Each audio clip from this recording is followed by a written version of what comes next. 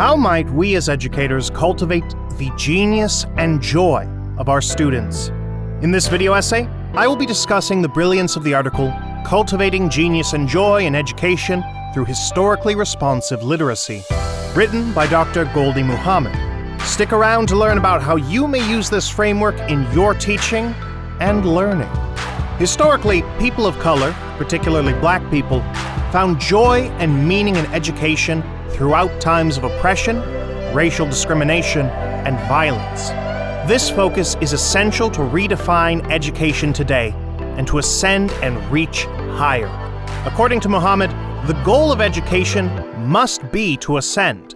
Ascension in this context does not just relate to academic or skill-level advancement, but also to advancement in life towards self-empowerment and self-determination. Education does not imply passing a state exam or graduating from high school, but something greater, which is to cultivate genius and joy. In this policy report, Muhammad proposes a new, culturally and historically responsive approach towards cultivating genius and joy. This approach is critical for all students, particularly learners of color who have historically been marginalized in learning standards, policies, and school practices. Joy is a foreseeable outcome when teachers create and implement curriculum and instruction that elevates aesthetics in beauty within the students' lives.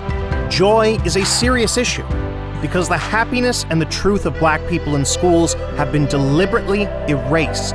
Studying artifacts such as textbooks and reference books in educational institutions and libraries do not allow students to experience joy when they are lied to through pedagogy.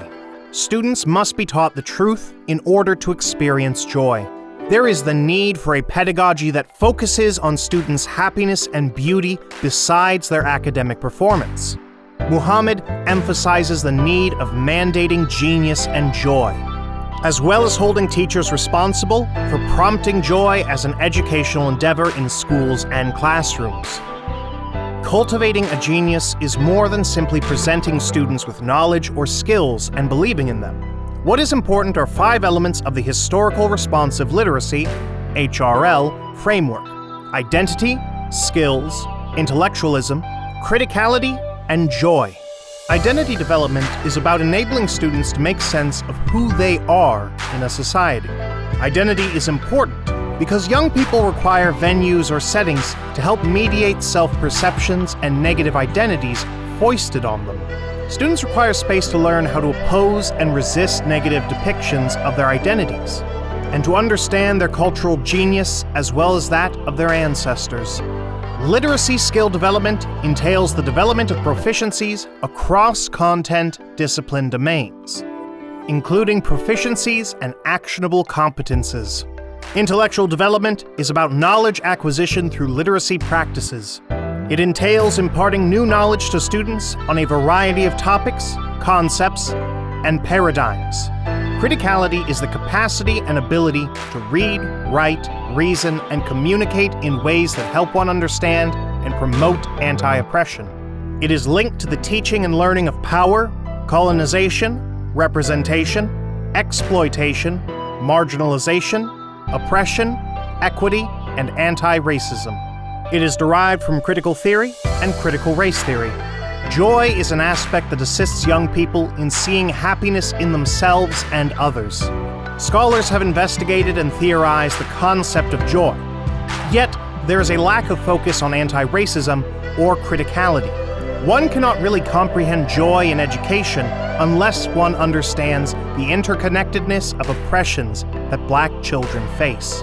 In order to move from theory to practice, Muhammad emphasizes that it is important that teachers move beyond the teaching of skills only. Instead, the texts that teachers use in classrooms should have the power to connect students with their histories. Therefore, teachers have the responsibility to include a wide range of diverse books, including context-related primary sources. Moreover, the author suggests that teachers must integrate love and joy into the curriculum together with the HRL framework. Muhammad provides vivid examples from Black literate history. For example, the Freedom's Journal and Flower of Friendship, as well as the Brownies book and the wishing game story to help teachers analyze their prejudices and humanize their pedagogy. These examples provide a blueprint on how to cultivate genius for all students, and not just for learners of color. Muhammad concludes that we should not be surprised by a system that does not teach superior academic and personal achievement to all youth. She reminds us that our Black past serves as both a disruption and a guidance. Our forefathers have given us the keys to joy. All we must do is read. Well, that's a wrap on this video. We hope you found it inspirational, and if you did, make sure to press the like button. Also, feel free to check out our references in the description. If you haven't subscribed already, make sure to subscribe to our channel to check out more mini-lessons and summaries on educational topics. Would this framework be transformational for both your pedagogy and students? If you have any questions or comments regarding our topic today, make sure to write them in the comments section below. You can also tell us the topics that you would like to see videos on in our form in the video description. We'd love to hear from you. Thank you for your service, educators. Until the next time.